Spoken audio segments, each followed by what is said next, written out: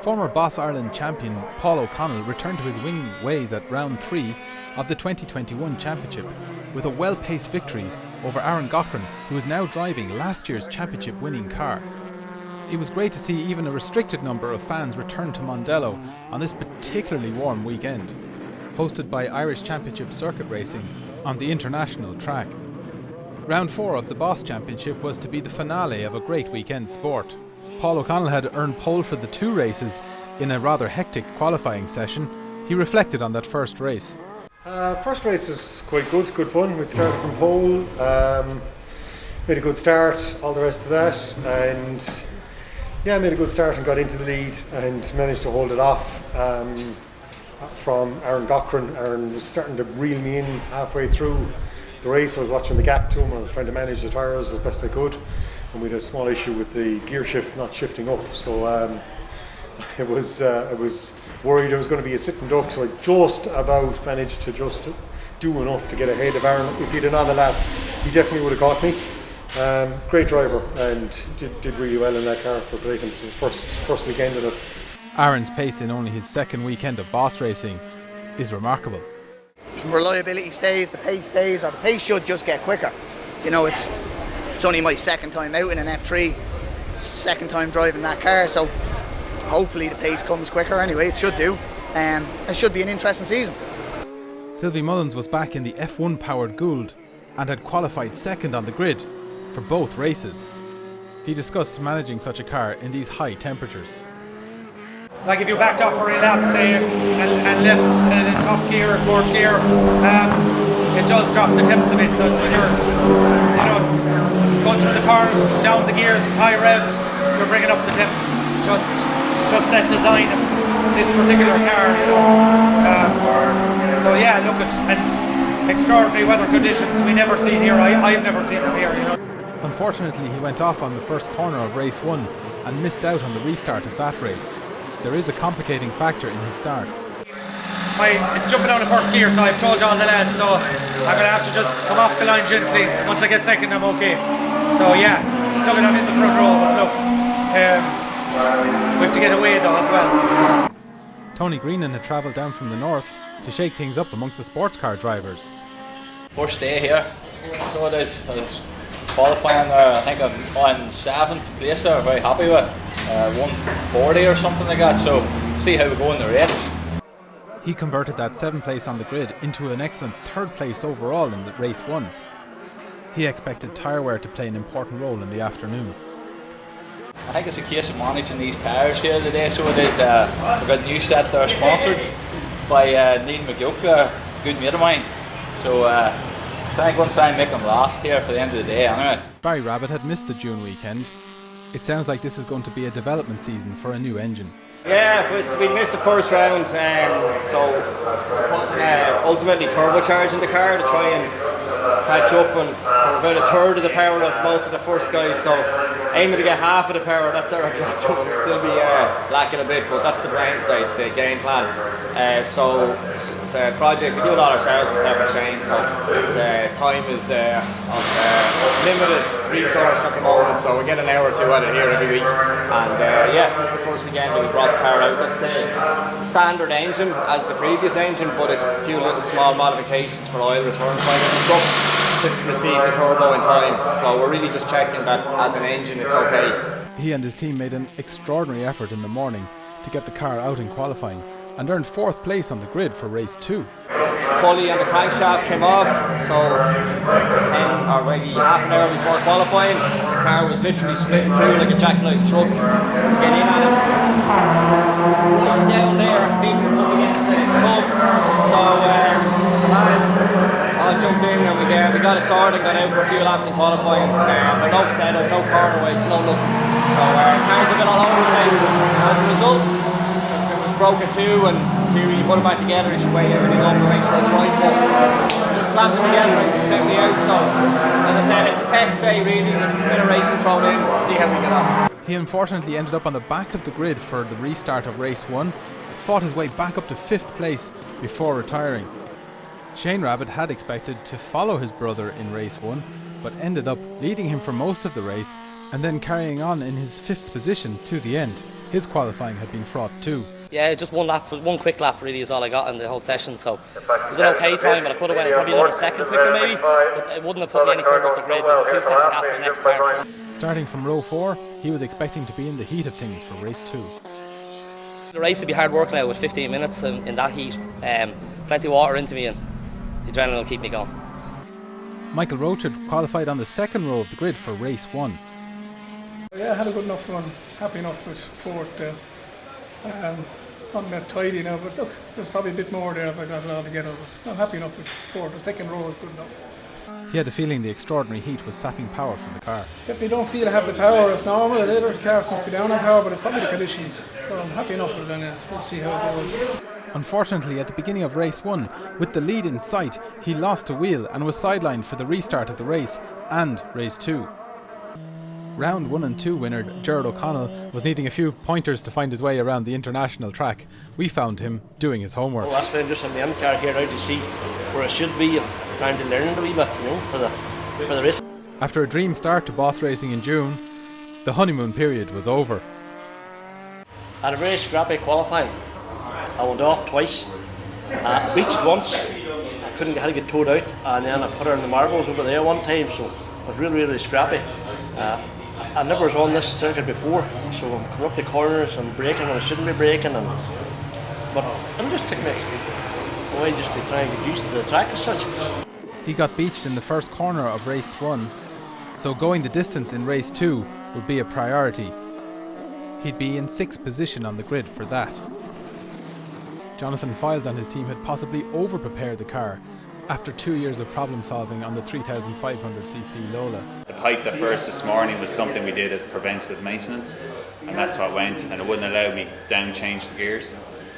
The T9650 is sporting a significant new livery. The livery is my dad's colours, and it's his trophy that's up for the championship. And the tracking is just because we haven't actually got to do a setup on the car yet. We seem to be spending most of our time repairing the car. Jonathan scored a fantastic 4th overall in the first race, a real tribute to the dedication of his team, who've worked tirelessly on the car over the past 2 years. Tom Cochran is maybe having some reservations about encouraging his son Aaron into Boss Racing. It's race 1, got a great start, got up to 3rd, got blocked by some little snotty lad in his McLaren or cockpit, but then I just, in fairness, tyre temperature went a bit up too high and was happy enough with the finish. Tom had qualified 9th for race 2. Fergus Farty had had a really frustrating morning, not being able to get the car started for the qualifying session, and would start both races from the back of the grid. Come here this morning, we put fuel in, it was right, we fired up to warm it up for qualifying, and it wouldn't start.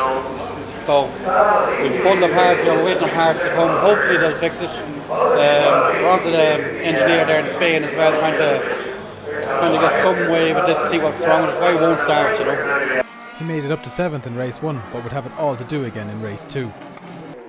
His brother Daniel had got out in qualifying, but was also having some issues. Enjoyed it. Had a wee spark problem again. It popped off during the qualifying, so hence my times were down a good bit. Thought I'd be a bit further up the grade, but not. So we've sorted them out now, and we'll just try again and keep going. He had a frustrating race 1, kept behind Peter Dwyer with Roland Doherty. This last corner effort very nearly paid off.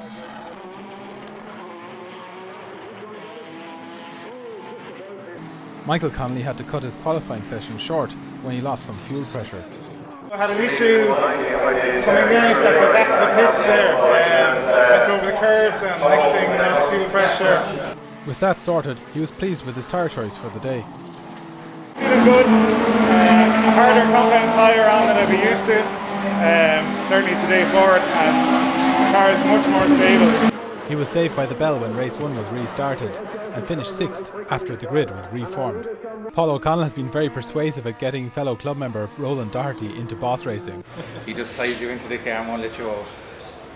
Roland has come into circuit racing after successfully campaigning in rallies for many years in a very well-known Corsa. Is it very different? Actually, there's no comparison, like there's chalk and cheese really, like, you know, there's a lot of learning in this car, and, you know, a lot of things going on in a very confined space. Like, we're getting there to the learning curve. An adventurous move after many laps behind Peter Dwyer didn't quite pay off, but he gathered himself back up and finished his first race. Peter Dwyer himself was exploring some handling options after the qualifying session. We're trying to soften up the back of the car to see will she come out of the corner a bit better. I'm sideways driving opposite block out of every corner. There were a lot more drivers on similar times to him this weekend. No, there's 3 or 4 of us there all on the same 1:45 seconds, so we're a long way off the boys in front, but I'm here for fun. He managed to hold off these two young guns, Daniel Faherty and Roland Doherty, throughout that race. Sam Mansfield is on a quest to sort out his F3000 Lola. Just we're kind of using today as a bit of a test day, to be honest. The car is new to me, we're still kind of finding our feet, trying different setups, different things. I think we're kind of getting to a stage now where we need to do a full test day, but it's going well. I'm happy that it's able to complete kind of full sessions now. It's just starting to tweak things and make them bit by bit to get it quicker and quicker, so happy enough getting there. It can't have helped that he lost the rear wing during the qualifying session. We came into the pits just to make sure everything was alright during the red flag. We went back out, and I don't think it was very long after the wing seemed to have rattled loose and came off. It was a bit of a handful without a rear wing, so I kind of knew straight away that there was something amiss. Eamon Matheson was not on his usual qualifying form, and it looked like there were major investigations going on after that session. Hopefully the afternoon would go better for him, as there was good sports car opposition around. This was the grid for the second race.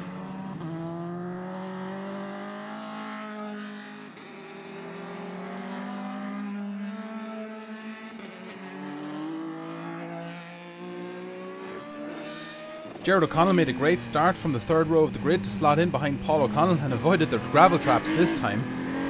Syllvie Mullins, who had been second on the grid, had explained earlier his difficulties getting off the line. In real difficulty getting going was Roland Doherty, stranded on the grid, but a good old-fashioned push start got him going. Paul O'Connell emerged onto the start-finish straight, the leader of the second race, carrying on where he'd left off in race 1. Syllvie Mullins is right on Gerard O'Connell's gearbox, and that's Aaron Cochran in fourth. Syllvie goes by! The Gould is flying, and the World Series seems to be grounding quite severely. That's Shane Rabbit 5th and Jonathan Files 6th. At the back of the field we see that Roland Doherty has a lot of ground to make up, but perhaps it'll be a useful time to bed himself into the car. Coming into Tarzan 2 we see Gerard O'Connell understeers a bit, and that's all Aaron Cochran needs to slip in. O'Connell really seems to be struggling for grip. At the end of lap 2 we see that Syllvie Mullins is now making inroads on Paul O'Connell's lead. The Gould has incredible pace on the straight. Aaron Cochran consolidating his third place from Gerard O'Connell. Jonathan Files has taken 5th from Shane Rabbit. Eamon Matheson is making a serious move on Tony Green in 7th place. Tom Cochran is next in another sports car, leading the Faherty brothers. Daniel's the one in front. Michael Connolly leads Peter Dwyer, and further back Roland Doherty is catching up. But the F3 Dallara is looking a little bit smoky.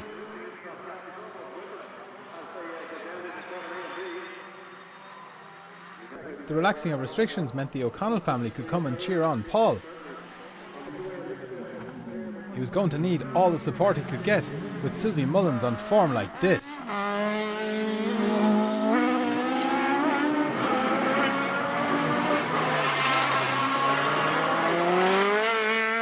Coming in off the international section of the track, Jonathan Files makes his move on O'Connell, and that's a big save from Gerard. He was out on the marbles there.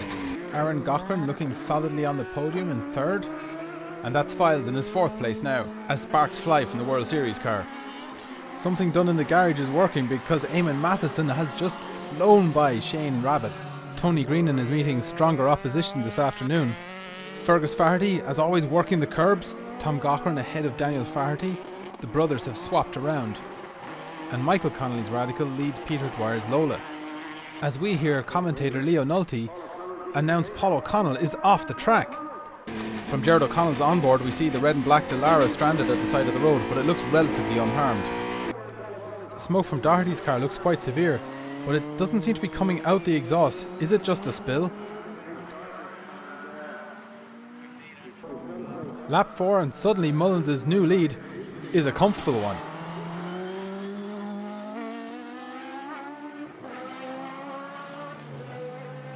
Aaron Cochrane finds himself in second place again. What a great day he's having. Finally, it's all coming together for Jonathan Files. He's third. Gerard O'Connell really looks like he could do with a bit more ride height in the World Series car. And Eamon Matheson looks to be reeling him in. At the end of the straight, we see that Tony Greenan is looming large in Shane Rabbitt's mirrors. But the Formula Renault driver is defending well. Fergus Faherty in 8th, and Michael Connolly has passed Daniel Faherty to chase the other sports car. Peter Dwyer closes. On the very fast left kink before Tarzan, Eamon Matheson edges ahead of Gerard O'Connell. But the World Series has it under braking. He holds on to 4th for now. The Gould doesn't seem to brake so much as land coming into the final corner of each lap.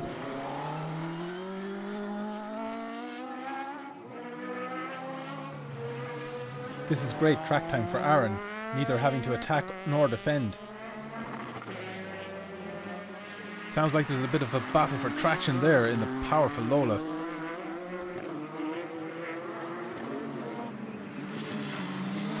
And talking about power, look at Matheson go.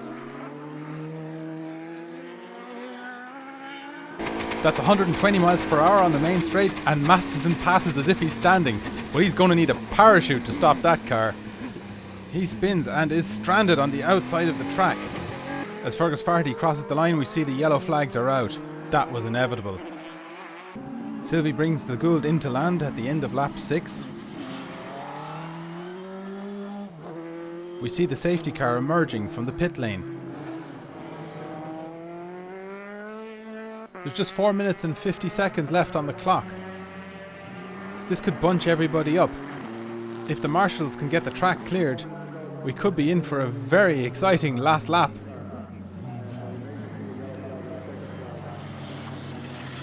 Tony Greenan, Shane Rabbitt and Gerard O'Connell sort themselves out into their correct positions under the flag conditions.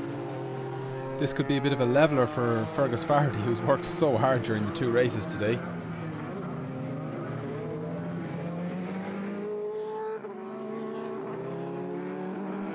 Tom Cochrane and Michael Connolly have been squaring up for a nice little battle there in the sports cars. This is one last challenge against the clock for officials and marshals who've worked so hard in these searingly hot conditions throughout the day. Roland Doherty has taken the chance to pit, and it looks like they've sorted out whatever was causing that smoke. As one comes out, another goes in. Unfortunately, Shane Rabbitt has had to pull in with a mechanical issue before the race restarts. What must it be like for Syllvie Mullins to have had the pause button hit on a race lead like that? Will there be more work to do? Gerard O'Connell 4th, Tony Greenan, Fergus Faherty, Tom Cochrane, Michael Connolly, Peter Dwyer and Daniel Faherty. Just under 2 minutes left on the clock, and we're still under safety car conditions.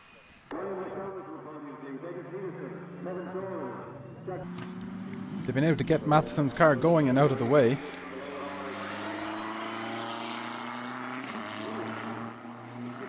There's about 25 seconds on the clock as he passes. The yellow flags are withdrawn. We see the safety car pulls in, and our leaders head down towards the start-finish line. Green flag at 11 seconds. I've heard of the 11th hour. The race is underway again. Files fishtails before getting the jump on Aaron Cochrane. Can he hold it for the lap? Gerard O'Connell doesn't really seem to be winding up to the line.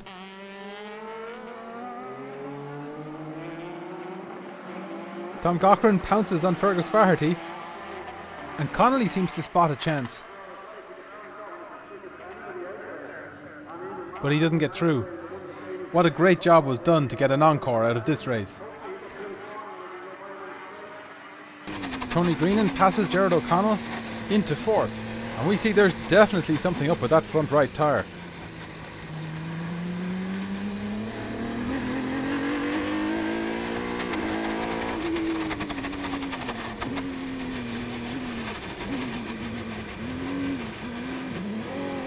Gerard is really struggling now.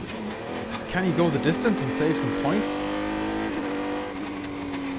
Tom Cochran moves up to 5th. Syllvie comes in to take the win.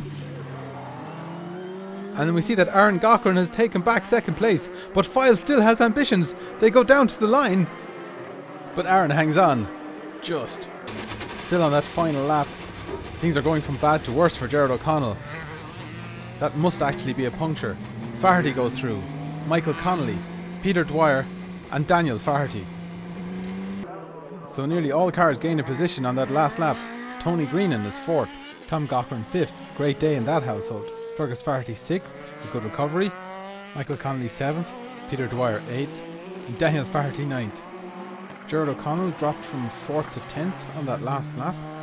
His beginner's luck from rounds 1 and 2 may have run out. His determination to finish has earned him a tied lead with Syllvie Mullins in the championship. Indeed, Fergus Faherty's determination has also paid off, 1 point behind in 3rd. We catch up with a delighted Syllvie Mullins back in the pit lane. I survived the heat. I am telling you, there was no sauna as hot as that car inside me.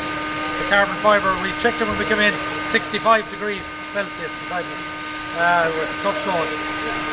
Good, enjoyed it though, good race. Again, thank the lads, the 3 lads, Aidan, Killian and Patrick.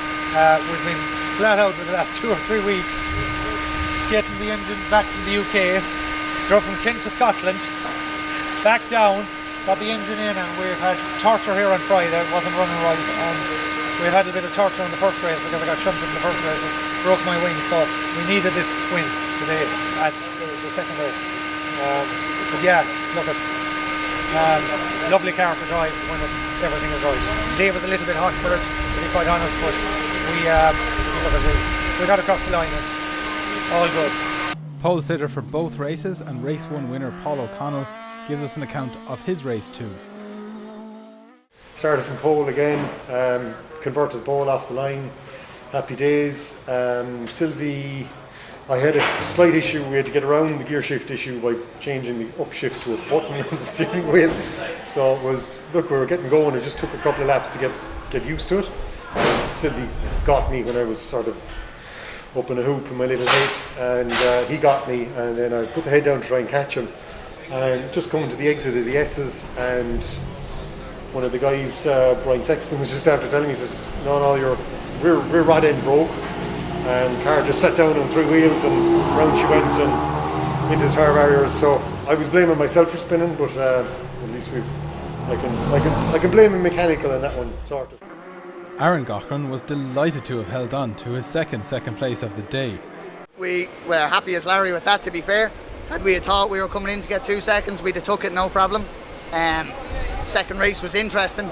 We had a good start. I probably pulled second a little bit too early and bogged down. So we were under a bit of pressure, but to be fair, the race came to us the longer it went. I thought we were starting to catch Syllvie a bit, and then the safety car came out, which was in some ways a bit of a hindrance. I've never been under a safety car before in a race, so I didn't really know what way it was going to work. I knew I had Jonathan Files behind me, and I know he has good power, so I knew we were going to have a battle down this straight at least. So when it restarted, Jonathan got me, and then that lap was just titanic, to be fair. We came back at him as hard as we could, second to last corner, we threw it down the inside, got second back, and then just had a drag race to the line with him. But no, happy as Larry. Car went perfect, it's been faultless. I have to say the team have done a great job. I have to give Charlie a big shout out because he's heading over to the UK to start a new job, so we'll be losing Charlie, but Charlie's been immense. It's been a great start to the season, really.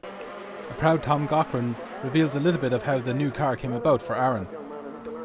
We originally bought the 307 and then the 317 come up, so it was bought and it was just sitting at the background. It wasn't going to get used this year, and then the 307 sold, which is great to see. It's going to come back into Boss, so Aaron had to jump into something, so he got spoiled, you know. So Ace drove it well. You can't take it away from him. The lad's done very, very well in it. He's, you know, a good little peddler, but he's only really done a lot of sprinting in the past, so, you know, to jump in that first drive of it Friday and then get out there and do the business, he's done well.